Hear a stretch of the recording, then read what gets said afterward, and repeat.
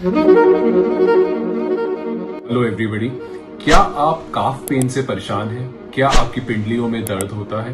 तो हम लोगों को आज इस वीडियो में समझेंगे हम लोग कि काफ पेन के रीजंस क्या क्या है। पहला रीजन आपके काफ पेन का होता है क्रैम्प्स।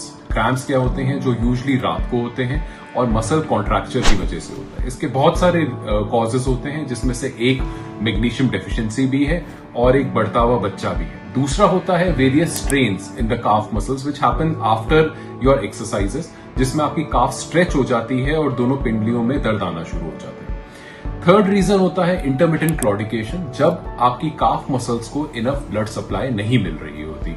इसके बहुत सारे कॉजेज हो सकते हैं, जैसे आपकी पेरिफेरल आर्टरी डिजीज हो सकती है, स्मोकिंग हो सकती है जिसमें वेसल्स कॉन्ट्रैक्ट कर जाएं और आपकी काफ मसल्स को इनफ ब्लड सप्लाई नहीं मिल रही हो और मसल्स पेन करना शुरू कर देती है। इसके अलावा होता है टेंडनाइटिस। टेंडनाइटिस क्या होता है? आपके काफ मसल्स के टेंडन्स होते हैं जो इंसर्ट होते हैं बोन्स पे, उन टेंडन्स पे सूजन आ जाती है, इन्फ्लेमेशन ऑफ द टेंडन्स। इसके रीजंस होते हैं ओवर यूज, बहुत ज्यादा चलना, हाइपोथायरॉयडिज्म, थायराइड डिसऑर्डर्स हो जाना, और टेंडन सूजने की वजह से वो रगड़ता है and there are pains which happens at the specific area, जैसे टेंडो एक्लीज में हो गया।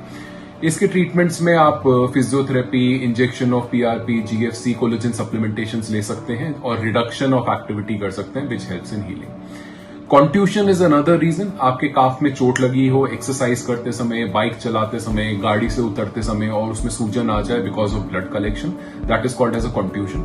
अब जब कॉन्ट्यूशन एक लेवल से ज्यादा बढ़ जाए तो वहां पर आपका ब्लड सर्कुलेशन रुक सकता है and it leads to a severe condition called compartment syndrome.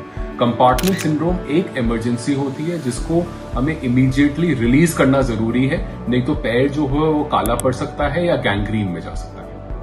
एक कंडीशन होती है जिसको हम कहते हैं डीप वेन थ्रोम्बोसिस। अब डीप वेन थ्रोम्बोसिस में क्या होता है? आपकी जो वेसल्स हैं, जो वेन्स हैं पैर की, उनमें क्लॉट डेवलप हो जाता है। जब क्लॉट डेवलप हो जाता है तो वो सर्कुलेशन, वेनस ब्लड वापस नहीं जा पाता और it leads to severe pain in the legs. अब इसको भी जल्दी डायग्नोज करना जरूरी है, नहीं तो पांव एकदम फूल जाएगा और ये क्लॉट जो है आपके वेन से निकल के कभी भी आपके हार्ट या लंग्स में जा सकता है and it can cause cardiac arrest और pulmonary embolism. Certain spinal issues में भी काफ पेन्स आते हैं, ये हम पहले भी बहुत बार डिस्कस कर चुके हैं, जिसमें डिस्क खिसक कर एक पर्टिकुलर नर्व को दबाती है और जहां जहां वो नर्व सप्लाई आ रही है वहां वहां पेन आना शुरू हो जाता है। पेशेंट थोड़ी देर चलता है तो पेन बढ़ जाता है। इसको क्लॉडिकेशन पेन्स कहते हैं, जो पैर में आ सकते हैं। इसके भी बहुत सारे सॉल्यूशंस हैं, कंजर्वेटिव कर सकते हैं, इंजेक्शन दे सकते हैं, सर्जरीज कर सकते हैं, ये हम अलग वीडियोज में डिस्कस कर चुके हैं। इसके अलावा कुछ कोलेस्ट्रॉल लोअरिंग मेडिसिन होती हैं, जैसे कि आपके स्टैटिन्स हैं, ये मायोपैथी के लिए थोड़ी नोटोरियस है।